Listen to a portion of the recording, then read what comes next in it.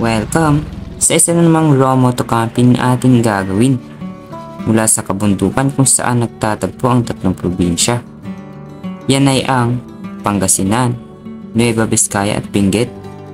Likat samahan ako sa isa na namang legit na riverside moto camping.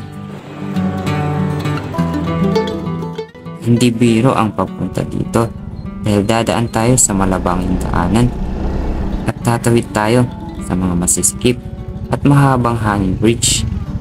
At syempre, hindi mawawala ang pinakamasayang moment na hindi nawawala sa bawat ilog na ating pupuntahan. Yun ay ang magtampisaw sa malamig at malinaw na tubig na inaagos nito. Tara! At ito ang aking kwento.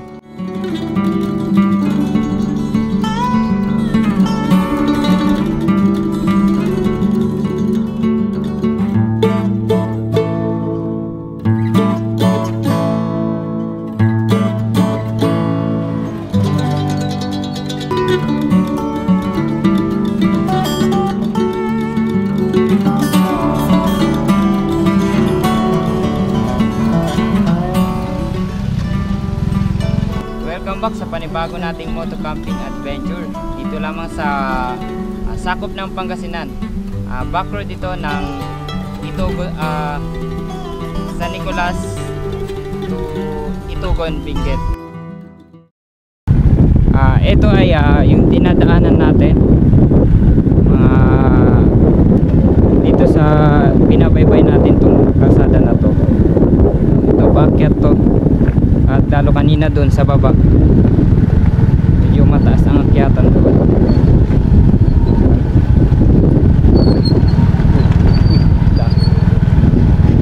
Medyo mahirap kasi ang daanan dito kasi lubak-lubak. Pero okay naman siya, kaya naman natin. Titignan natin kung makaabot tayo ng medyo maliwanag pa doon sa pupuntahan natin, no?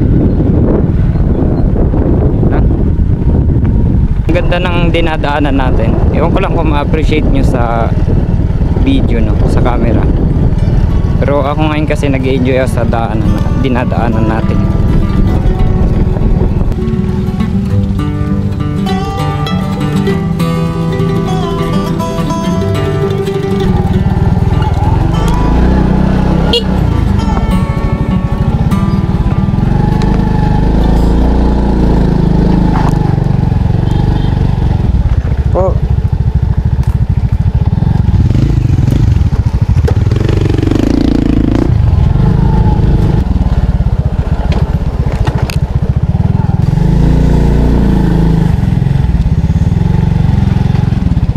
Yan mga kamotor, tatawid na tayo dito sa bridge. Mahaba itong bridge na to at medyo nakakatakot. Ay pabira, nagsarado pa yung helmet ko. Yan, pag sumayaw tong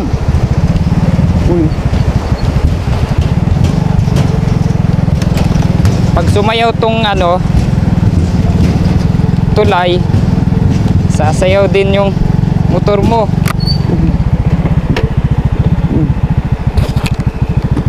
Kakatakot. Grabe lang, dandan lang tayo.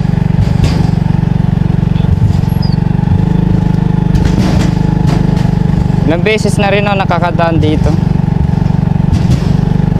pero nakakatakot talaga. Grabe, malapit na, kunti na lang.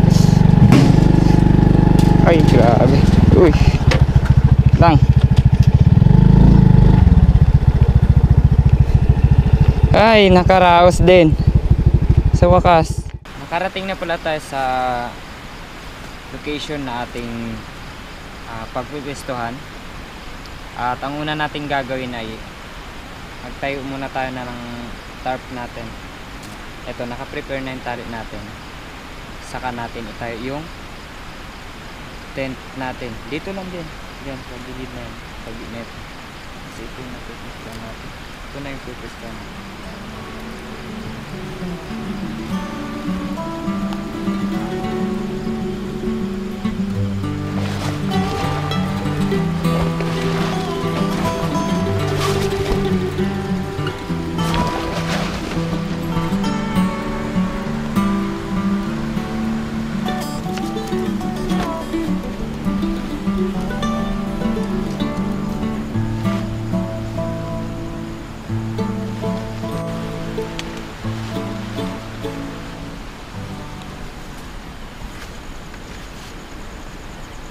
Ayan, nagpahinga lang muna tayo ng saglit.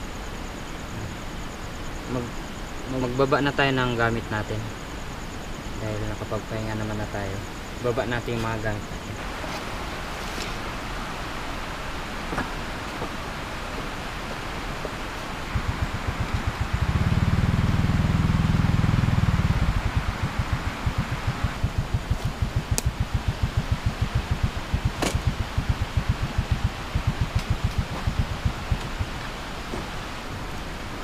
Try na muna natin mag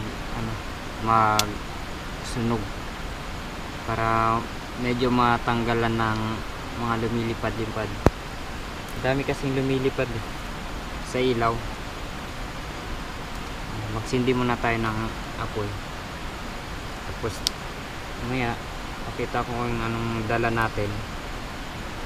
At may bago tayo ngayon kasi ng mga nakaraang lakad natin, wala tayong gamit na katulad nila kuya ko Elves Motor at saka Eli Motor. So nag-order na rin ako ng gamit ko para di tayo mahirapan matulog. Gagamitin pala natin pansindi ngayon ay yung salong pine tree kung tawagin. Ito na yung lagi kong dinadala pagka nagka-camping ako.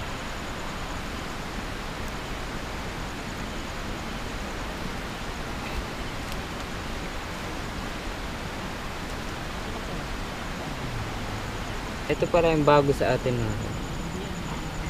Ayan, sleeping bag. Mga nakaraang video natin ay wala tayo nito, no? Kaya pag natutulog tayo nilalamig tayo. Pero ngayon meron na tayo. Kabili na tayo nito, no? At syempre meron tayong dala dito. Itak ito. Ayan. Pagkuha tayo ng kahoy.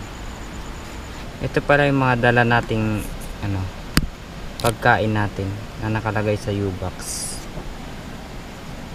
Ito talong, ito ulamin natin to bukas. Ayan, may chili oil pala tayo. Ayan, masarap yan, sulit.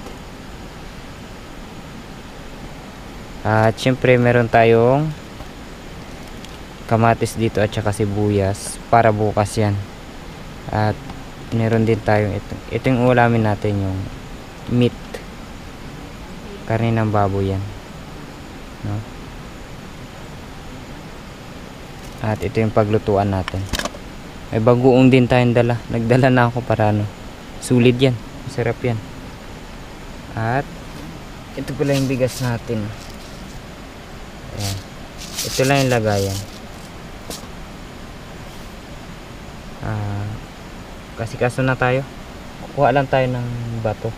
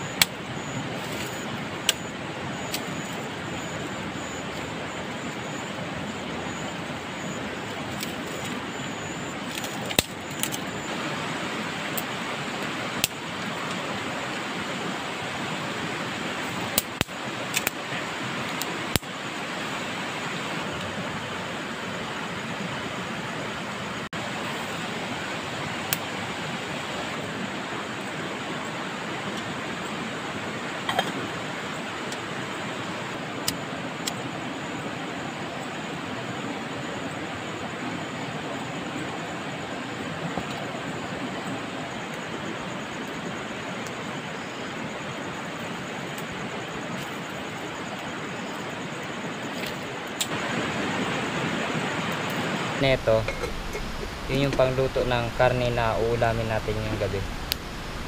At hindi lang yan, gagawa tayo ng kape ngayon.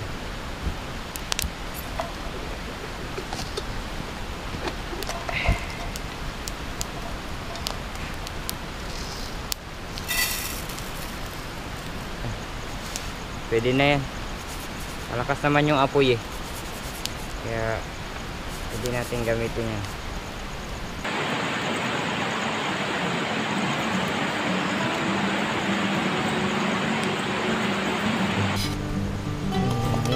Uy.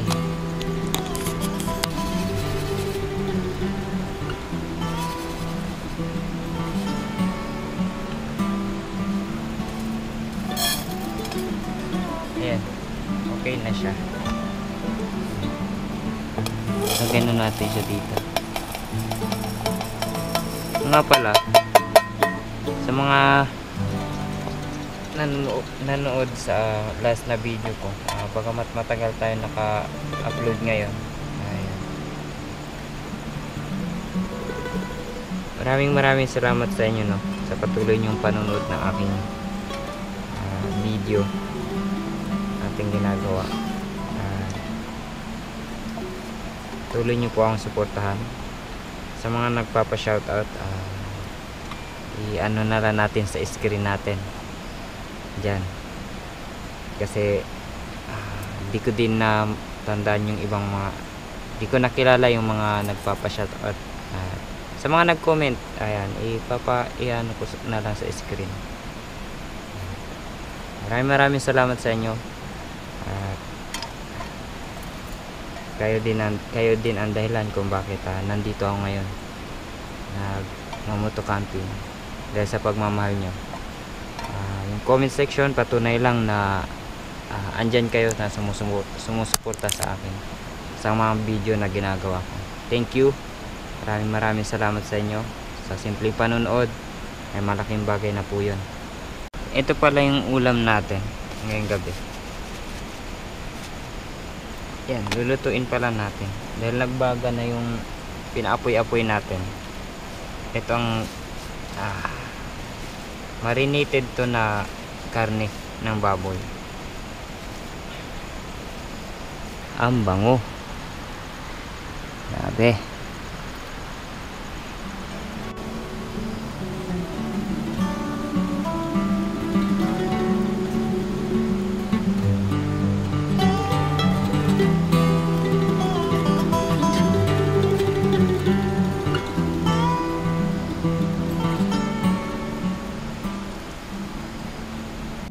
Wow, sarap. Amoy palang ulam na.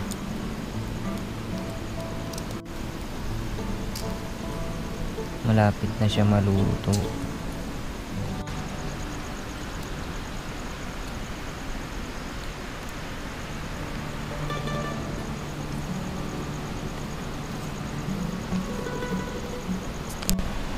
Kanina pa tayo ihip ng ihip. Maalala ko, may ginawa pala tayo sa bahay na ito.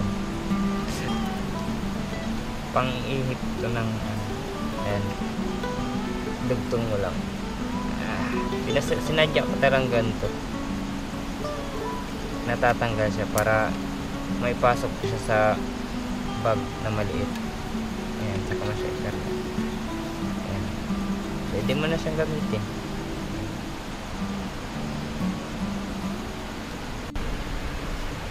Ayan, sa wakas ay nakalutot na, naka-ready na tayo ng pagkain natin. At yan, ito pala yung mga ulam natin sa gabing ito. Meron tayong paksiw na tamban kay Kuya Eli Mutur. At ito naman yung niluto natin kanina. pang mayaman yan kay Melvin. Ito pang masa. Yan lang yung ulam namin, tas kanin. Ganun lang kasimple. Kain na tayo. Mga apo, kain. Ito yung ano, diba? Nato yung sardinas.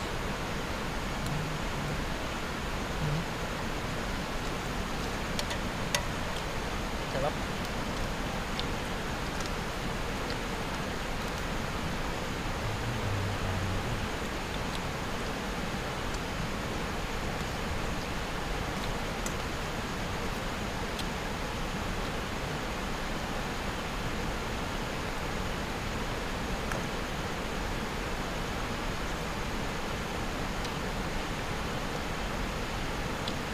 Makaliskis lang kasi ito. Saka ano.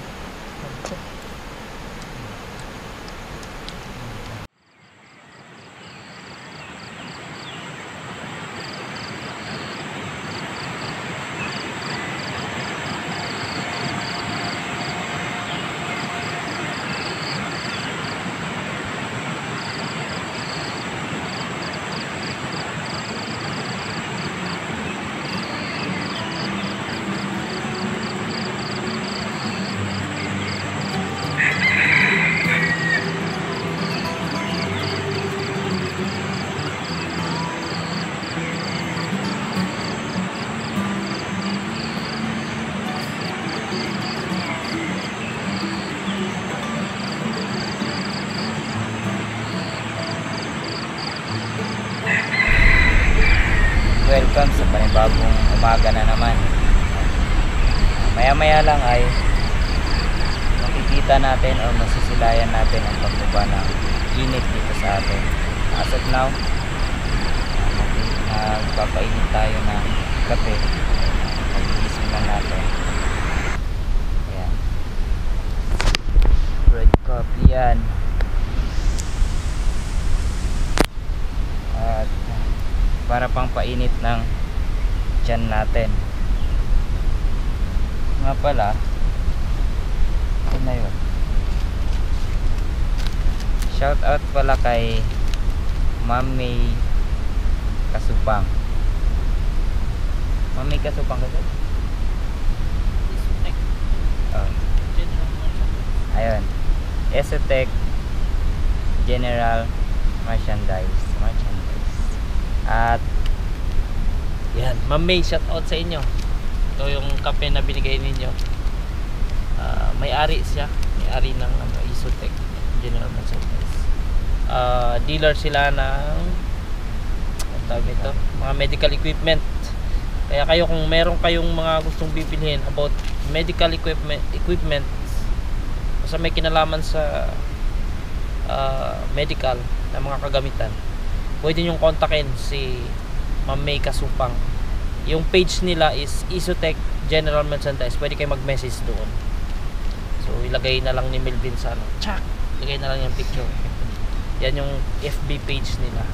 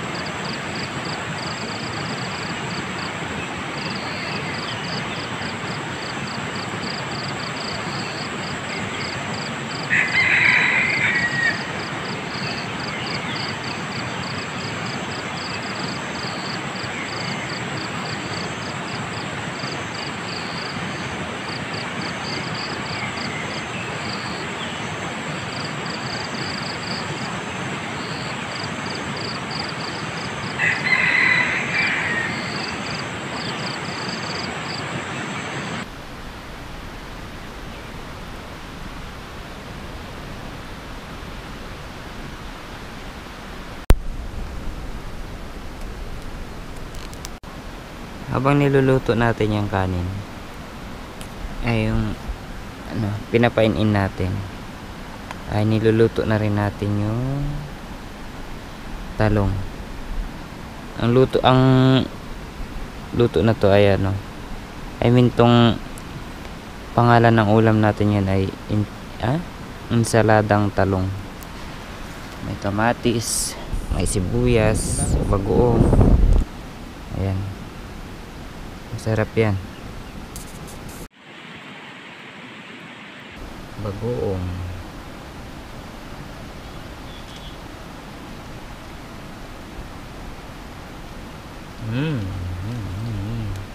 Shrimp. Sarap.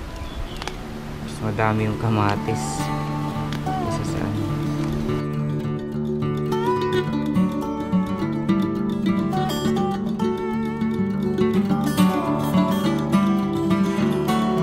Kain na pala tayo, guys. Ito yung pwestuhan kasi ito yung ganda naman. Tabi ka ng ilog.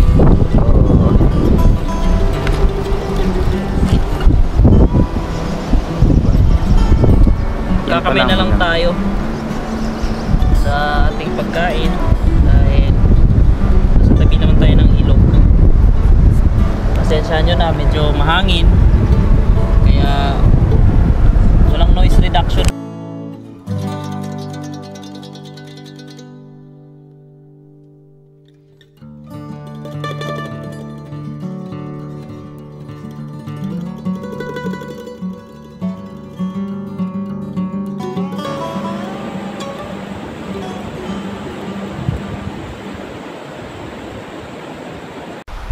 Dahil tapos na tayo kumain,